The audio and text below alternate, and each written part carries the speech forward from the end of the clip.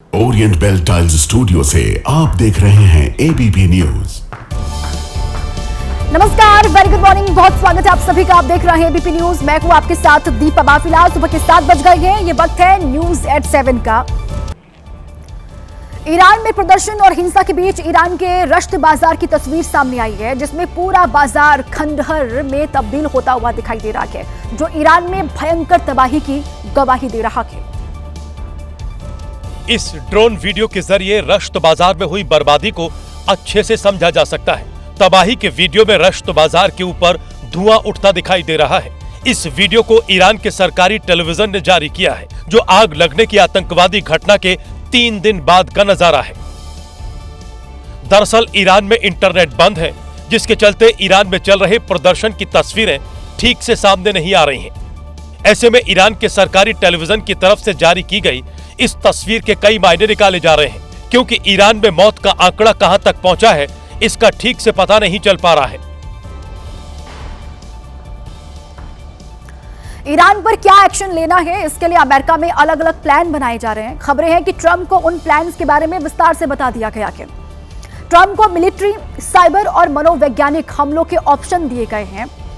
America वायुसेना का इस्तेमाल कर सकता है, उसके साथ मिसाइलों से हमला कर सकता है, ये प्लान बताया गया ट्रंप को। इसके साथ साइबर अटैक के लिए भी टेक्निकल टीम ने ट्रंप को ब्रीफिंग दी है, ये जानकारी सामने आ रही है। ईरान के लोगों का माइंड वॉश करने के लिए मनोवैज्ञानिक कैंपेन चलाने के तरीके भी सुझाए गए हैं।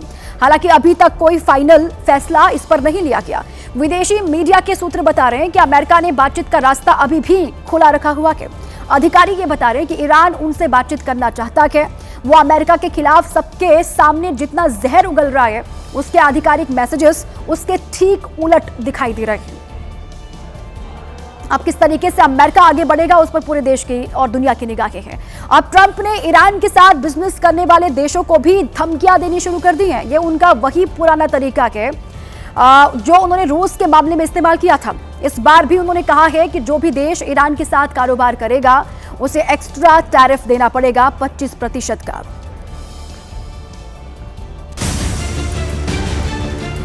इस एक्स्ट्रा टैरिफ की लिमिट 25% तक रखी गई है, यानी जो भी देश अब से ईरान के साथ कारोबार करेगा, उसे अमेरिका में अपने प्रोडक्ट्स बेचने पर 25% एक्स्ट्रा टैक्स देना होगा।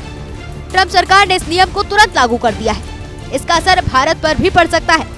भारत ईरान को बासमती चावल, चाय पत्ती और चीनी देता है। ईरान से केसर, पिस्ता, बादाम और सूखे मेवे भारत आते हैं। अमेरिका की तरफ से भारत पर पहले से 50% टैरिफ लगा था। अब ईरान से व्यापार करने पर भी अगर 25% टैरिफ लगा, तो हमारे सामानों को अमेरिका में बेचने पर 75% एक्स्ट्रा टैक्स देना पड़ सकता है। खबरों में आगे बढ़े, यूपी के सोनभद्र से खबर है। सोनभद्र मेला क्षेत्र में भीषण आग लगने से वहां हाहाकार मच गया। इस आग ने कई दुकानों को अपनी चपेट में लिया, जिससे लाखों के नुकसान का अंदेशा जताया जा रहा है।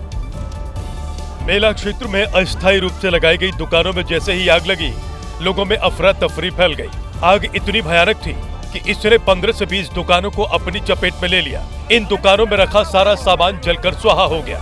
फायर ब्रिगेड को जैसे ही घटना की जानकारी मिली, तो दमकल की कई गाड़ियों ने मौके पर पहुंचकर आग पर काबू पाया।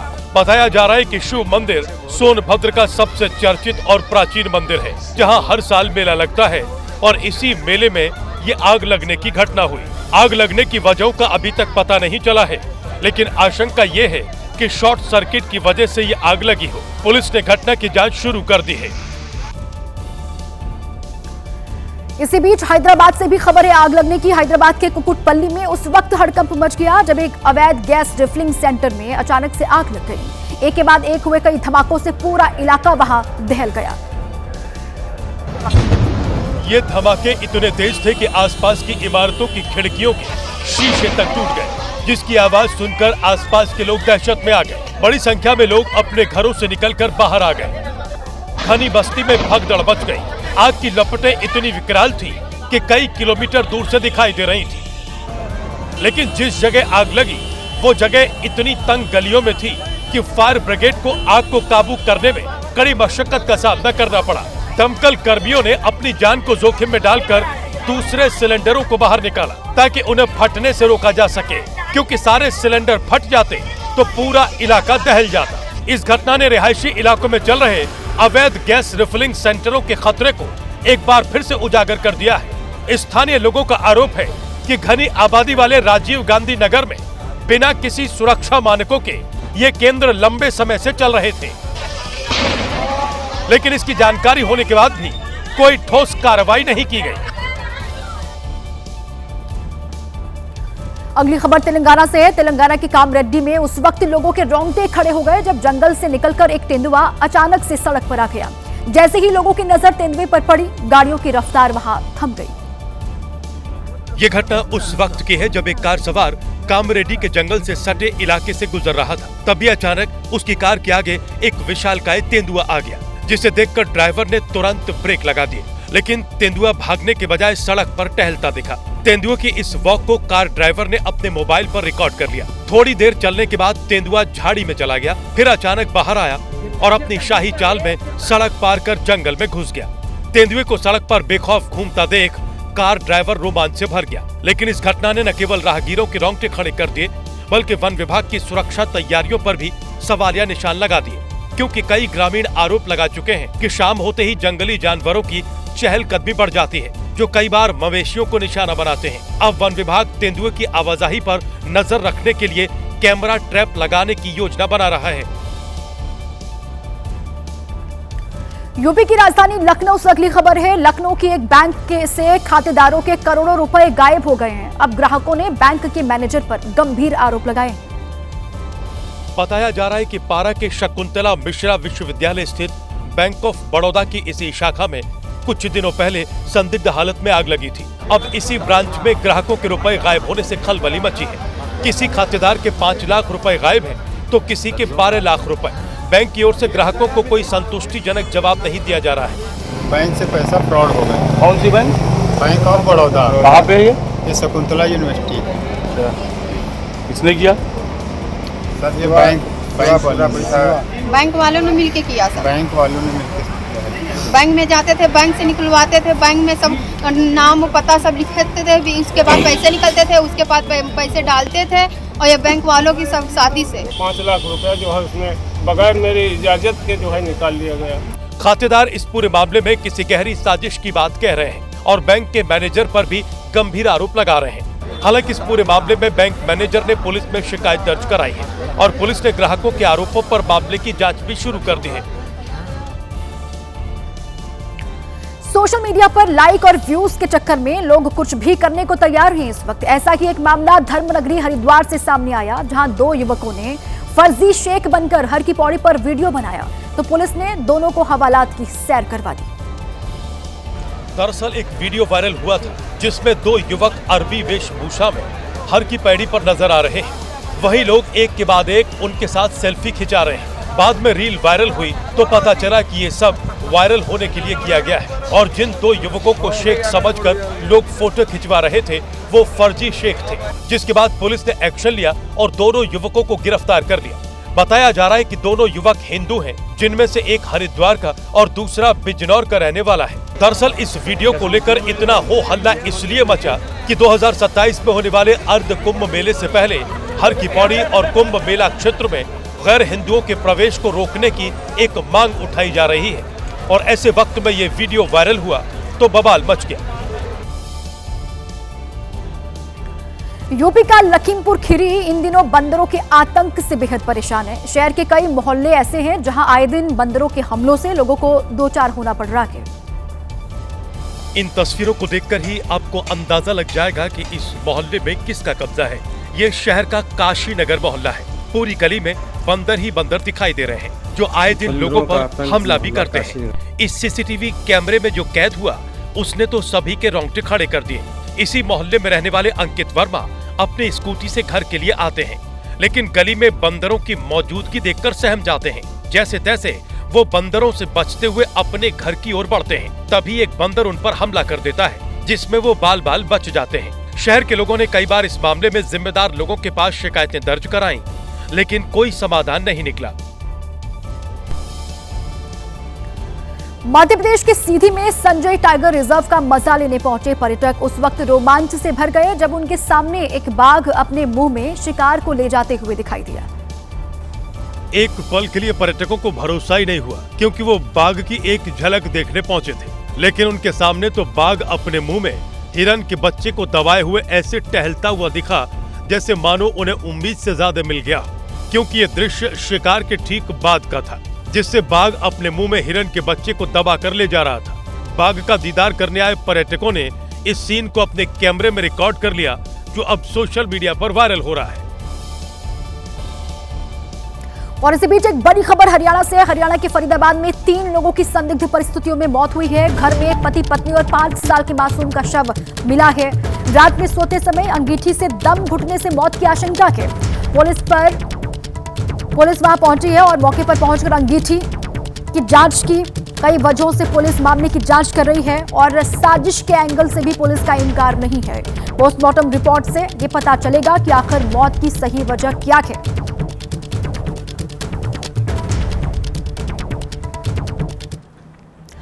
यूपी के अमरोहा से खबर है। अमरोहा में एक इनामी बदमाश पुलिस मुठभेड़ में घायल हो गया। जैसे ही बदमाश के पैर में गोली लगी, उसकी सारी हेकड़ी वहां निकल गई। मर गया। पुलिस के सामने हाथ जोड़कर गिड़गिड़ा रहा ये वही इनामी बदमाश कलीम है, जिसने जज के पेशकार राशिद की उसकी पत्नी और बच्चों के सामने पीट पीट कर हत्या कर दी थी। लेकिन जब इस बदमाश का सामना पुलिस की गोली से हुआ तो ये मौत के डर से बुरी तरह कांपने लगा। दरअसल ये पूरा मामला 11 जनवरी को ही राशिद की हत्या से जुड़ा है, जिसकी ओवरटेक के चक्कर में कलीम और उसके साथियों ने हत्या कर दी थी। कार सवार और बाइक जो सवार थे, इनके बीच में मारपीट हुई थी। उसमें कार सवार राशिद की मारपीट करके हत्या कर दी गई थी। तत्समय मुकदमा हत्या के धाराओं में मुकदमा पंजीकृत किया गया था। इसमें एक अभियुक्त को पूर्व में जेल भेजा जा चुका है। इस हत्याकांड के बाद से पुलिस को कलीम की तलाश थी। पुलिस ने इसके ऊपर 25,000 का इनाम भी घोषित किया था और जब पुलिस को इसकी खबर मिली तो इसने पुलिस पर हमला कर दिया।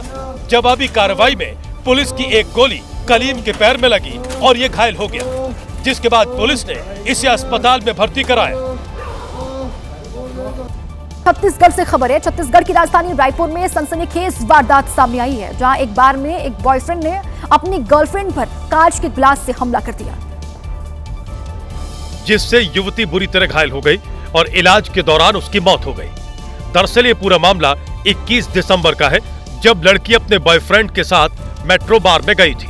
तभी दोनों के बीच किसी बात पर विवाद हो गया, जिसमें लड़के ने कांच का ग्लास उठाकर लड़की के सिर में मार दिया और उसके मुंह पर मुक्का भी मारा। ये पूरा घटनाक्रम बार में लगे सीसीटीवी में कैद हो गया। लड़की की मौत के बाद ये वीडियो सोशल मीडिया पर वायरल हो रहा है। हालांकि पुलिस आरोपी बॉयफ्रेंड को पहले ही गिरफ्तार कर चुके हैं। अब उसके खिलाफ हत्या की धारा जोड़ी जाएगी। अगली खबर भी छत्तीसगढ़ से ही है। छत्तीसगढ़ के राजनांदगांव में नवजात बच्चे को डिलीवरी के बाद बेचने का मामला सामने आया है, लेकिन जैसे ही पुलिस को इसकी जानकारी मिली, उसने बच्चा खरीदने वाले दंपत्ति को गिरफ्तार कर लिया। दरअसल ये पूरा मामला बड़ा ही संगीन और संवेदनशील है, जिसमें एक नाबालिग लड़की के साथ पहले दुष्कर्म किया गया था। जब नाबालिग लड़की ने बच्चे को जन्म दिया तो उसके चाचा चाची ने नवजात का सौदा कर दिया और दूसरे अस्पताल में फर्जी जन्म प्रमाण पत्र बनाकर एक दंपत्ति को बेच दिया। नाबालिग बच्ची के साथ दुष्कर्म का एक प्रकरण सामने आया था, जिसमें बच्ची की डिलीवरी एक हॉस्पिटल में हुई और उसके उपरांत दूसरे हॉस्पिटल में नवजात शिशु को ले जाकर के एक अन्य दंपत्ति जो कि दुर्ग भिलाई के थे, उनको सेल किया गया है। लेकिन जब बच्चे को बेचने का मामला सामने आया तो पुलिस एक्शन में आई और नवजात को बेचने वाले चाचा चाची और बच्चे को खरीदने वाले दंपत्ति को गिरफ्तार कर लिया। वहीं नाबालिग के साथ दुष्कर्म करने वाले युवक को भी गिरफ्तार कर लिया गया है। उधर अस्पताल में चोरी छिपे डिलीवरी कराने वाले और नकली बर्थ सर्टिफिकेट बनाने वाले अस्पताल पर भी कार्रवाई की जा रही है। पश्चिम बंगाल के आसनसोल में उस वक्त दर्दनाक हादसा हो गया जब एक कोयला खदान की सुरंग अचानक से ढह गई और इस दर्दनाक हादसे में 3 मजदूरों की मौत हो गई। वहीं 2 मजदूर बुरी तरह जख्मी हो गए, जिन्हें अस्पताल में भर्ती कराया गया। लेकिन लोगों का कहना है कि अभी और मजदूर मलबे में दबे हैं, जिन्हें निकालने के लिए युद्ध स्तर पर बचाव काम जारी है। वहीं जिन लोगों की इस हादसे में मौत हुई, उनके परिवार में मातम पसरा है। बताया जा रहा है कि हादसा मंगलवार को उस वक्त हुआ जब मजदूर सुरंग में काम कर रहे थे। तभी सुरंग अचानक से ढह गई, जिसमें 7 से 8 मजदूर दब गए। इस हादसे ने खदानों की सुरक्षा, अवैध खनन और कोयला माफिया के नेटवर्क पर सवाल खड़े कर दिए हैं। वहीं स्थानीय लोगों का आरोप है कि कोयला माफिया इस घटना को दबाने की कोशिश कर रहे हैं। सौंदर्यीकरण और सुविधा देने के नाम पर वाराणसी के मणिकर्णिका घाट पर मूर्तियों को तोड़ने के मामले ने तूल पकड़ लिया। साधु संतों का आरोप है कि कई मूर्तियों पर प्रशासन ने बुलडोजर चलवा दिया। बुलडोजर ने पहले एक मूर्ति के आसपास का हिस्सा तोड़ा, ड्रिल कर वहां के मलबे को हटाया और एक ही झटके में मूर्ति के ऊपर के पत्थर को अलग कर दिया। जैसे ही पत्थर का टुकड़ा मूर्ति के ऊपर आकर गिरा, लोग चिल्लाने लगे। मणिकर्णिका घाट की कई और मूर्तियों के आसपास बुलडोजर चला, जिसकी वजह से उन्हें नुकसान होने का आरोप लगा। इसे देखकर वहां के लोग नाराज हो गए और नारेबाजी करने लगे, जिसके बाद मौके पर पुलिस पहुंची और लोगों को समझाने लगी। इस एक्शन को लेकर वहां मौजूद साधु संतों ने एबीपी न्यूज से बताया, मूर्ति वहाँ थी जो उस दिन टूटा, आप वीडियो देख ही रहे हैं। उसमें सामने हम लोग रबे किए, सामने जैसे वीडियो घन घन मार के तोड़ रहा था। हम लोग बोल रहे थे हम लोग क्या कर सकते हैं। मणिकर्णिका घाट की मूर्तियों के तोड़ने का मामला जब सामने आया तो प्रशासन एक्टिव हो गया और इसकी जांच कराने की बात कही। साथ ही मौके पर बड़ी संख्या में पुलिस बल तैनात कर दिया गया। मणिकर्णिका घाट वाराणसी के मशहूर घाटों में से एक है। यहाँ पर लोग अंतिम संस्कार करने आते हैं। सरकार का दावा है कि घाट के विस्तार के लिए काम किया जा रहा है, लेकिन मूर्तियों के टूटने से वहाँ के लोग नाराज हैं। मध्य प्रदेश के मऊगंज में एक हैरान कर देने वाले घोटाले का पर्दाफाश हुआ है। पुलिस पर गवाह घोटाला करने का आरोप लगा के 1000 मुकदमों में सिर्फ 6 चेहरे ही गवाह बनाए गए। नाम अमित कुशवाहा, थाना प्रभारी की गाड़ी चलाता है और 300 मुकदमों में गवाह भी है। ये है दिनेश कुशवाहा। ये भी गवाही देने का रिकॉर्ड बना चुके हैं। जब फर्जी गवाही पकड़ी गई तो बहाना बनाने लगे। गवाही हमने एक आध मामलों में मेरे सामने जो कार्य हुआ था, मैंने उसमें हमसे करवाया था तो मैंने कर दिया। मऊगंज में गवाह घोटाले का खुलासा हुआ तो राहुल विश्वकर्मा का चेहरा भी सामने आया। गवाही में तो मैं नहीं मौजूद था।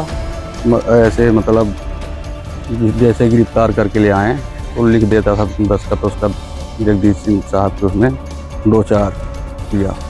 लोगों की शिकायतों के बाद जब CCTNS पोर्टल पर रिकॉर्ड खंगाला गया तो फर्जी गवाही घोटाले के बारे में पता चला। नई गढ़ी और लौर थाने से जुड़े 1000 से ज्यादा मामले में कुछ चुनिंदा नाम ही गवाह थे। ये सभी कथित गवाह पुलिस थाने से जुड़े काम करते थे।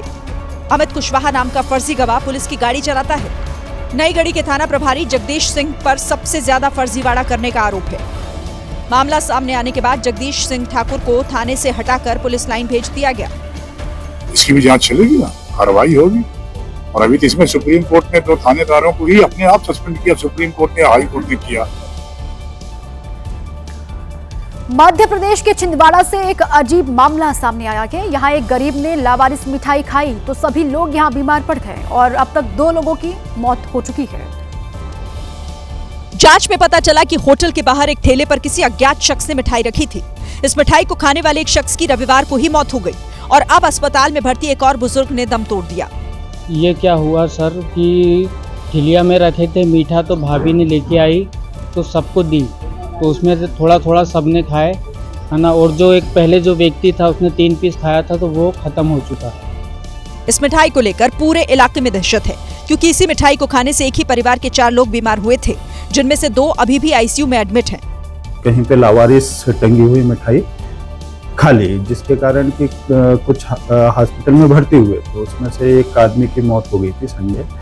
अब पुलिस इस बात की जांच कर रही है कि कहीं मिठाई में किसी ने जहर तो नहीं मिला दिया। तो पुलिस ने वहाँ पे बहुत कम मात्रा में, मतलब 2 पीस मिठाई मिली थी, है ना। तो उसमें से 1 पीस का सैंपल पुलिस के माध्यम से हमारे विभाग को आया। अब भोपाल से मिठाई की जांच रिपोर्ट के आने का इंतजार हो रहा है, जिसके बाद तस्वीर साफ होगी। बिहार से अगली खबर है। बिहार के मुजफ्फरपुर में एक बेटी अपने ही पिता पर गंभीर आरोप लगा रही है। इस बेटी का कहना है कि उसके पति की हत्या उसी के पिता ने करवा दी, क्योंकि उसने लव मैरिज की थी। जमीन पर बैठकर रोती बिलखती तनु कुमारी और उसकी गोद में है मासूम बच्चा। अब इस दुनिया में न तो तनु कुमारी के पति आयुष कुमार जिंदा है और न ही इस बेटे के पिता। तनु कुमारी का आरोप है कि उसके ही माँ बाप ने उसके पति की हत्या करवा दी। लव मैरिज किए थे। हाँ। इससे पहले भी 2 एक्सीडेंट करवाया था। हाँ। कौन करवाया है? ऐसा कौन किया है? मेरे मम्मी पापा। हाँ। और बार-बार धमकी दे रहा था कि मार देंगे मार देंगे। हाँ। कब गोली मार दिया? 12 बजे। कहाँ, घर पर आकर? तनु और आयुष एक ही गांव के रहने वाले थे। दोनों ने 1.5 साल पहले लव मैरिज की थी और आरोप है कि इसी के चलते तनु के पिता नाराज थे, जिसने इस वारदात को अंजाम दिया। यूपी के औरैया में एक कातिल पत्नी पुलिस के हत्थे चढ़ी है। आरोप है कि पत्नी ने प्रेमी के साथ मिलकर अपने ही पति की हत्या कर दी। अब इस मामले का पुलिस ने खुलासा किया है। पुलिस की गिरफ्त में 3 आरोपी खड़े हैं। इसमें एक है शैलेंद्र की पत्नी, दूसरा है शैलेंद्र की पत्नी का प्रेमी अवनीश और तीसरा है अवनीश का दोस्त रिंकू। इन तीनों ने ही मिलकर शैलेंद्र के मर्डर की साजिश रची थी।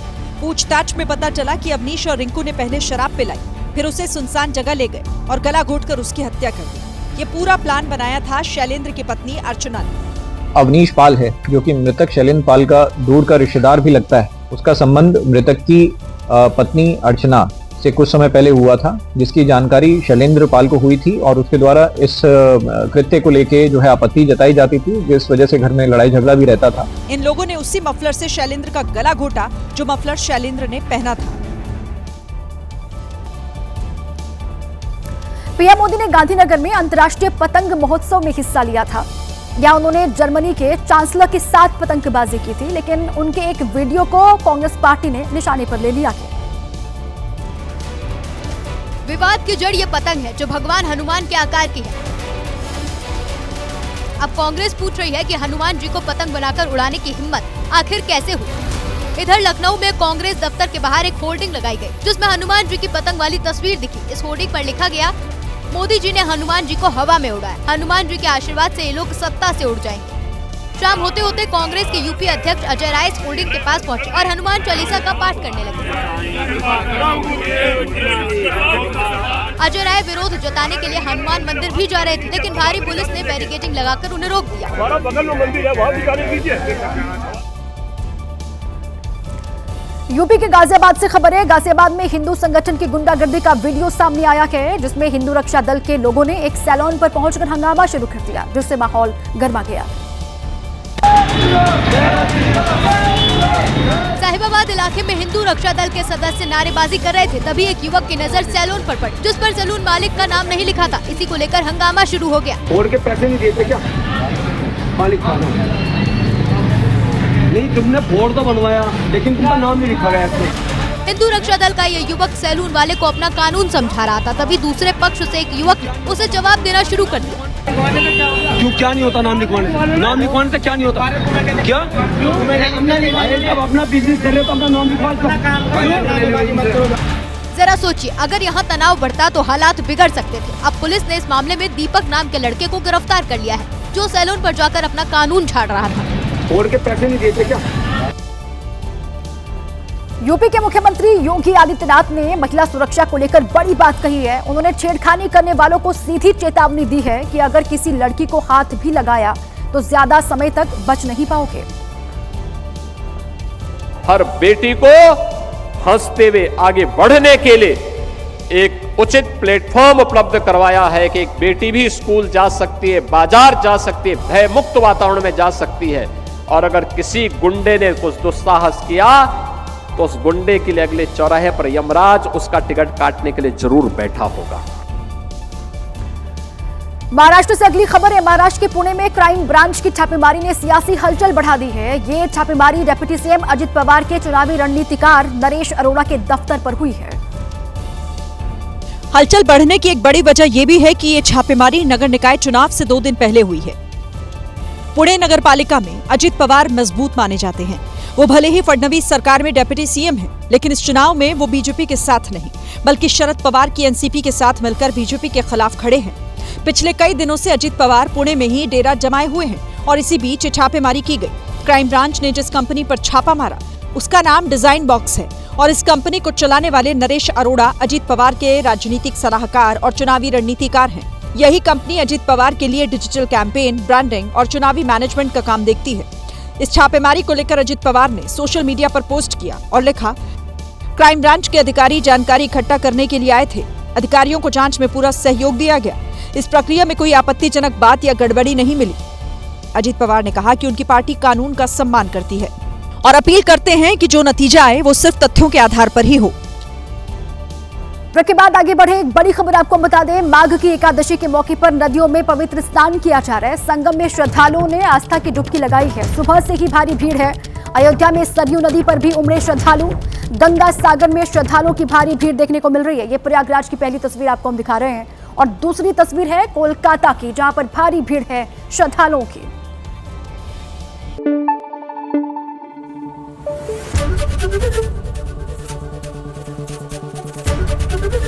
एबीपी न्यूज आपको रखे आगे।